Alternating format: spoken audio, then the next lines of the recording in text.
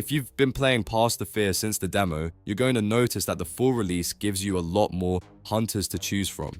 Of course, you won't have access to all of them right away, so you'll need to progress through the early stages before the full roster starts opening up. But once those new hunters become available, picking the right one can make a huge difference in how smooth and powerful your runs feel. So in this video, we're going to rank every hunter based on how they perform in the current meta.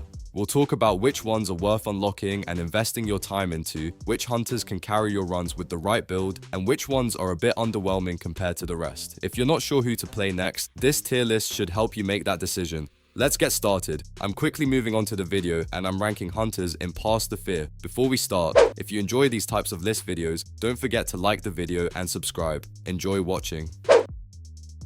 The hunters in this tier are, in order from top left to bottom right, Lanni. Lanni is one of those hunters that can either make you feel like a genius or make you question every single coin you have ever spent. He's definitely not a pick for everyone because his entire playstyle revolves around managing your coins as efficiently as possible. If you like planning ahead instead of buying everything the moment you can afford it, Lanni starts becoming a lot more interesting. The better you control your spending, the stronger Lanni becomes. His abilities reward smart decisions by guaranteeing rare spawns in the in-game shop, which can completely change the direction of a run. Instead of relying purely on luck, you're rewarded for thinking a few steps ahead. It feels less like random shopping and more like playing a strategy game where every coin has a job to do. His ultimate ability keeps that risk versus reward theme going by giving him a solid damage boost, but there's a catch. While you're hitting enemies much harder, they can also punish you much more easily because you take increased damage. So if you activate it at the wrong moment, things can go downhill very quickly. Once you learn when to spend your coins and when to unleash your ultimate ability, Lanni becomes a surprisingly rewarding hunter. Until then though, he's probably going to teach you a few expensive lessons. The hunters in this tier are, in order from top left to bottom right, Elena, Marcus, and Jester. Elena is the kind of hunter that makes you look incredibly skilled, right up until you miss your timing and everything falls apart. She easily ranks among the strongest damage dealers in Past the Fear, but don't expect her to carry you without putting in some practice. She's a high-risk, high-reward character that really rewards players who enjoy mastering mechanics. Everything about Elena revolves around her demon hunting silver arrow. After firing your weapon, your next dodge automatically launches a demon hunting silver arrow at the nearest enemy, dealing damage equal to 100% of your current weapon's damage.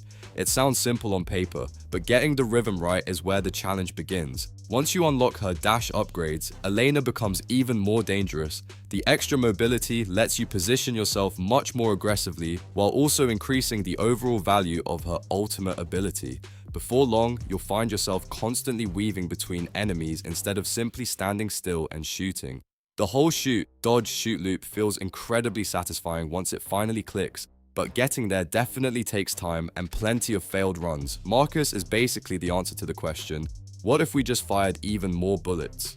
If overwhelming enemies with non-stop gunfire sounds like your kind of fun, you'll probably love playing him. He's easily one of the most entertaining hunters in the game because almost everything in his kit revolves around filling the screen with projectiles. His fatal silver bullet ability does exactly what the name suggests by firing additional bullets, and those extra shots can deal even more damage whenever they land a critical hit. Watching a lucky chain of critical hits melt an enemy never gets old. The only downside is that some of his abilities depend on randomness, so you never know exactly when they'll show up during a run. Thankfully, that randomness becomes much less of a problem once you invest some levels into Marcus. Unlocking skills like Bullseye and Spray and Slay makes his overall gameplay much more consistent, allowing you to focus less on hoping for good luck and more on shredding everything in front of you. If your philosophy is more bullets solve more problems, Marcus will probably become one of your favorites. Now here's a hunter that a lot of players underestimate. Since Jester is handed to you for free right at the start, it's easy to assume he's just another beginner character you'll replace later. That assumption couldn't be more wrong because Jester stays surprisingly powerful throughout the game if you know how to use him properly. The secret is combining Novice's luck with Justice Heart at the right moments. Novice's luck allows you to dodge the next incoming attack, making it incredibly valuable during difficult boss encounters where a single mistake could end your run. Meanwhile, Justice Heart boosts both your fire rate and reload speed by 60% for 8 seconds, turning Jester into an absolute machine whenever the buffer is active. When those two abilities come together, Jester can pull off some incredibly deadly combos that melt bosses far faster than most players expect. He's one of those hunters that keeps proving his value the deeper you get into the game, especially against some of the toughest endgame bosses. Free doesn't always mean weak, and Jester is probably the best example of that in the entire roster. The hunters in this tier are, in order from top left to bottom right, Tong and Jenny. Tong is the kind of hunter that makes you wonder why everyone else has to fight alone. While the rest of the roster is busy handling enemies by themselves, Tong brings a dragon companion into every single battle. Having an extra source of damage constantly attacking alongside you is already a huge advantage, and that's exactly what makes her one of the strongest hunters in Pass the Fear. That dragon companion Amber is the real star of the show.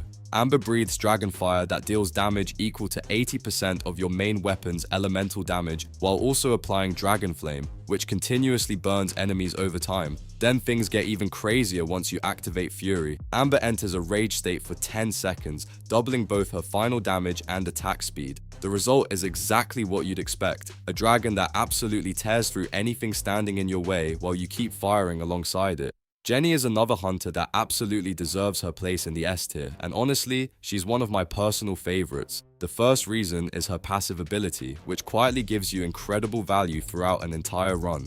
Every time you dismantle 7 weapon parts, Jenny rewards you with a brand new random weapon part. Since you'll naturally dismantle plenty of unwanted parts anyway, those free replacements can often lead to some surprisingly strong builds without you even trying.